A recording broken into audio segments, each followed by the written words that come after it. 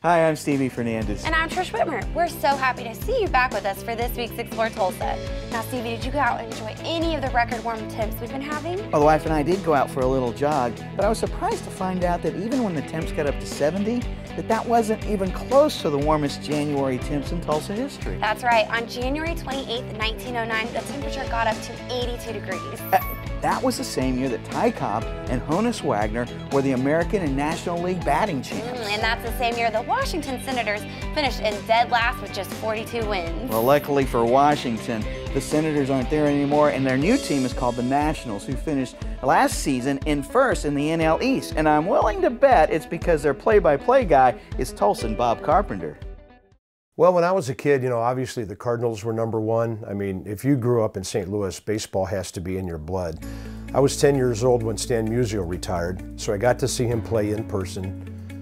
The greatest baseball treat I can think of to be able to see Stan the Man play.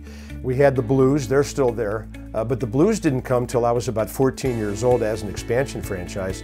So it was kind of funny because we were also crazy about baseball. We played ball morning, noon, and night when the weather permitted, and all of a sudden everybody wanted to put on skates and become a hockey player. So, I guess growing up, my two favorite teams were the Cardinals #1 and the Blues #2.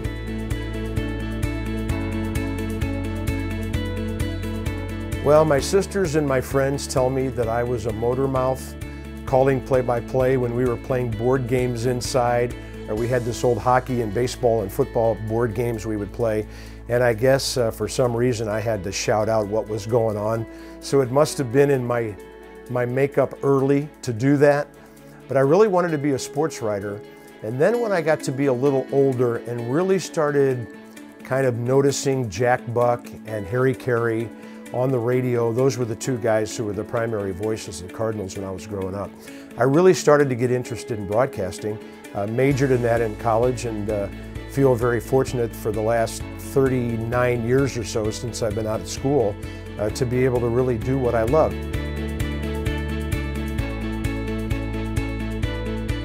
There was a guy here in Tulsa, two guys actually, who I credit with making me into a TV guy.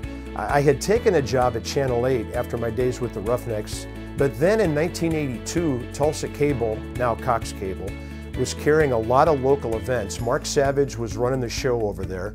George Stewart, who had been my news director at Channel 8, he was the right-hand guy over there to Mark Savage, and they just told me, we want you to come over here, we're gonna do basketball, we're gonna do football, we're gonna do soccer games, we'll do some college baseball games in the spring.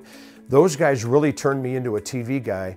I found the transition from radio to TV very pleasurable and not as scary or as intimidating as I thought it would be.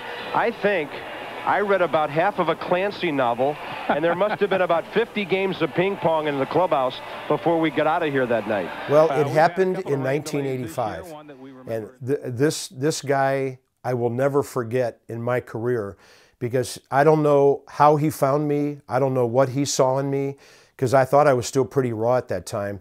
But a gentleman by the name of Jim Zrake was the executive producer at USA Network in New York. Jim Zrake calls me out of nowhere and says, I want you to fly to New York, I have some people I want you to meet.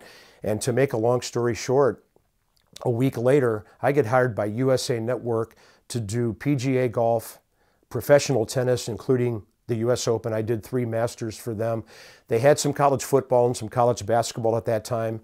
So I was kind of like their utility guy. And the fact that I had done all these different sports for, thank God, Tulsa Cable, George Stewart and Mark Savage, they trained me really well.